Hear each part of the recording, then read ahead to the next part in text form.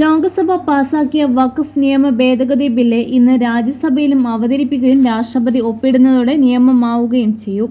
പുതിയ ബില്ല് യാഥാർത്ഥ്യമാകുന്നതോടെ വഖഫ് നിയമത്തിൽ നിരവധി മാറ്റങ്ങൾ വരും. ക്ഷേത്രം, ക്രിസ്ത്യൻ ആരാധനാലയം, ആദിവാസി ഭൂമി, പുരാവസ്തു, സർക്കാർ ഭൂമി ഇതൊന്നും വഖഫ് ഭൂമി ആകില്ല. ഇനി മുതൽ കേന്ദ്ര, സംസ്ഥാന വഖഫ് ബോർഡുകളിൽ അമുസ്ലിങ്ങളായ 2 പേരും ഉണ്ടാകുന്നതാണ്. തർക്കങ്ങളിൽ തീരുമാനം ജില്ലാ കളക്ടർ എടുക്കും. നിലവിലെ കോടതിക്ക് പോലും ചോദ്യം ചെയ്യാൻ പാടില്ലാത്ത വഖഫ് ബോർഡ് അമിതാധികാരം നിർത്തലാക്കി.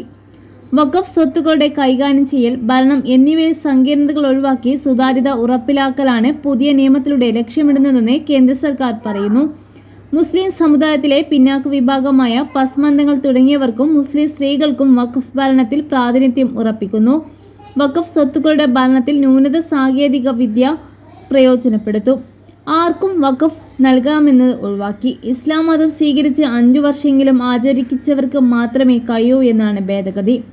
വഖഫ് സ്വത്തായി മറ്റും മുൻപ് സ്ത്രീകൾക്കും അവരുടെ പിന്തുടർച്ചാവകാശ പ്രകാരമുള്ള സ്വത്ത് നൽകണം. മുസ്ലിം സമുദായത്തിലെ വിധവകൾ, വിവാഹമോചിതരായ സ്ത്രീകൾ, അനാഥർ എന്നിവയ്ക്ക് സ്വത്ത് ലഭിക്കുന്നത് ഉറപ്പാക്കാൻ പ്രത്യേക വ്യവസ്ഥ. കേന്ദ്ര വഖഫ് കൗൺസിലും സംസ്ഥാന വഖഫ് ബോർഡും 2 വീതം അമുസ്ലിങ്ങൾക്ക് അംഗങ്ങളാകാം. കേന്ദ്ര വഖഫ് കൗൺസിലിലും സംസ്ഥാന വഖഫ് ബോർഡിലും 2 പേർ വീതം അംഗങ്ങൾ മുസ്ലിം സമുദായത്തിലെ സ്ത്രീകളും ഉണ്ടായിരിക്കണം.